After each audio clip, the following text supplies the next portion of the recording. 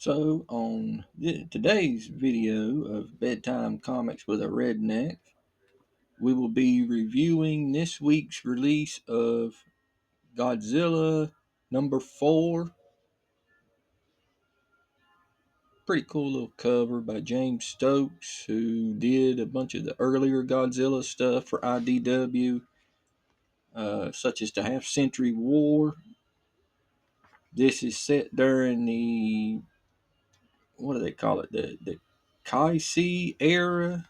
I have not read any of this stuff before. Issue 4 is kind of a weird starting point for me, I know, but it seemed like it had a little bit of action to it. So, and it's the newest issue, so I decided I'd pick it up and see. I'm a huge Godzilla fan, so I gave it a read. It starts with Jet Jaguar under the ocean, and he's taking these two people who I'm not completely sure who they are. Some dude named Jason or something, who has these Kasi abilities or Casey abilities or whatever they are. They're going over. This girl is trying to teach him and train him in his powers, and they're showing Godzilla's pressure points and all this. I mean, it's not a really good starting point, and I knew it wouldn't be. You got a group of, I don't know if they're mercenaries or what, out in the desert. They find an underground facility, and they run into this new kaiju who is responsible for some kind of leeches that they're looking for called the Yakuma or Yucca Mama or something. Apparently, they've already latched on to Godzilla, which causes him to go into a rampage, and Jet Jaguar comes to stop the rampage and gets took out pretty easy and pretty early on, which is very disappointing that they misused Jet Jaguar like that. This Jason kid attacks Godzilla, and he starts using the pressure points against him, which drives Godzilla off.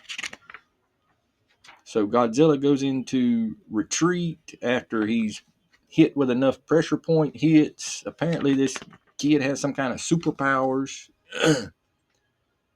We go back to your mercenaries are working with this kaiju. This kaiju is able to speak, and apparently he's very ancient and he's had many forms before, is all he really says. Uh,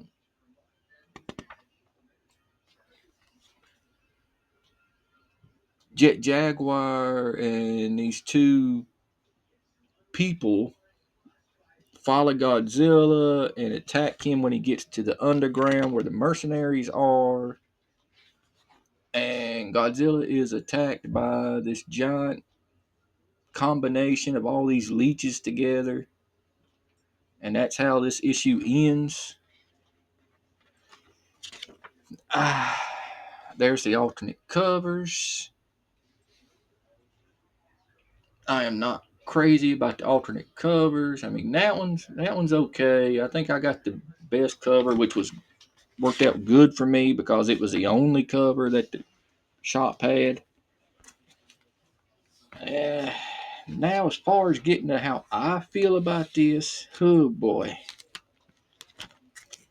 Now, there is 3 issues of this ahead of this that I have not read. I did read the free comic book day issue. You can read it for free on the Kindle on Amazon. Like I said, I am a long-term Godzilla fan. IDW has a very bouncy record with Godzilla. Some of their stuff, they'll go from one end to being really good to one end of they just don't know what to do with the character. Now, granted, I am only in. I started with issue 4. I have not read the first 3 parts, but this isn't what I want out of my Godzilla. This is uh, this is not making me wanting to buy the next issue. It's not. Uh, I hate when they take my characters and they try to change them, and that feels like what they've done here. Is they have forced a change on that isn't necessary. Uh, the humans have always been a weird part of the Godzilla story. Like you have to have that balance, and I feel like having this teenager running around with these powers to rival Godzilla that's just. I know it sounds crazy when you're dealing with cockroach aliens and stuff in the Godzilla universe, but this just sounds too far fetched. Uh, a lot of people do seem to be enjoying this, which if you do, that's great. But this does not seem like this is the title for me. I will continue on for the next at least 2 issues because they do advertise that issue 6 Godzilla will be dying and reverting to a upgraded form. That's why I jumped on now. So I will at least go through. I'll do 6. That's where he dies, and I'll do 7 to where they show I guess what he becomes next. Like I will go. I will give it a try. But just from this is not what I want out of Godzilla. This does not feel like Godzilla. Uh, IDW, I think, is taking a major step back on this. Maybe I'll change my mind, when I fill in the gaps and finish the story.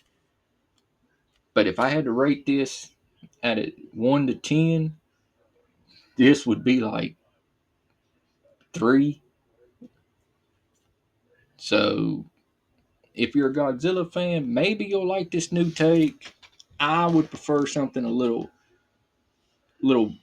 more along the regular Godzilla terms. I can't believe Toho even agreed to this. As stingy as Toho is about their Godzilla, I really don't understand why they let this be a thing. But I am open to try it for the next 2 or 3 issues and see what happens. So that's the art's okay in it. Uh, the art. I wish the art was better, but it's serviceable. I mean, the art's about as good as the story is. So that that is what it is, but maybe to get better, we'll see. That's my review for this. Uh, See you next time.